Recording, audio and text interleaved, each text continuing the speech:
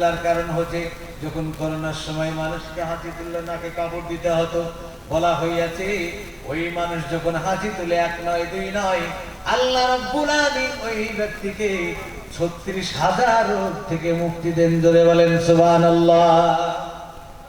শুনলেন না ওয়াজটা? ভালো ইম্পর্টেন্ট ওয়াজ, সেটাকে অন্যদিকে মন দিয়ে দিলেন। ৩৬,০০০ রোগ থেকে মুক্তি পায় একবার আলহামদুলিল্লাহ, আপনার হাঁচি উঠলে এই জন্য আলহামদুলিল্লাহ বলতে হয়। এক, হযরত আদম আলাইহিস সালাম প্রথম যখন তার রূহ আত্মা ঢুকে ভিতরে, তিনি প্রথম শব্দ ব্যবহার করেছিলেন এবং বলেছিলেন, সেটাও ছিল কি? আলহামদুলিল্লাহ। তারপরে শুধু তাই নয়, আলহামদুলিল্লাহ বললে আপনার শরীরে হাঁচি উঠলে আপনার শরীর পাতলা হয় না, ভারী থাকে? পাতলা হয়। যে সেল আছে মাথার সেল, CELL সেল, সেল মানে নার্ভ ফাইবার, সূক্ষ্ম সূক্ষ্ম সুতা।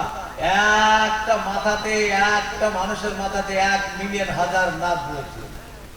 1,000 মিলিয়ন নার্ভ, সব আপন গতিবেগে রক্ত চলছে। যদি একটার উপরে একটা উঠে পড়ে, কি রক্ত জমাট বেঁধে যায়, পাগল হয়ে যেতে পারেন, প্যারালাইজ হয়ে যেতে পারে।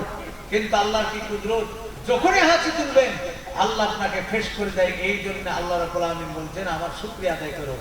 আবার বিজ্ঞান বলছে, হাঁচি ওঠার সময় হার্ট বন্ধ হয়ে যায়, হার্ট সংকোচন সংকোচন সংকোচন সংকোচন।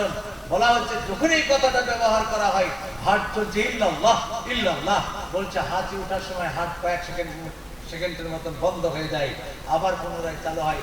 এই জন্য নতুন জীবন ফিরে পেলেন, আলহামদুলিল্লাহ বলতে হয়। ঠিক কিনা বলেন বাপজিরা ভাইয়েরা? আলহামদুলিল্লাহ বলতে মন চায় না। এই 5টা হক আমরা মানবো তো ইনশাআল্লাহ?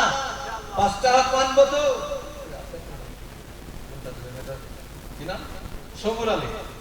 সবুর আলী, নারে তাকবীর। সবুর আলী তিনি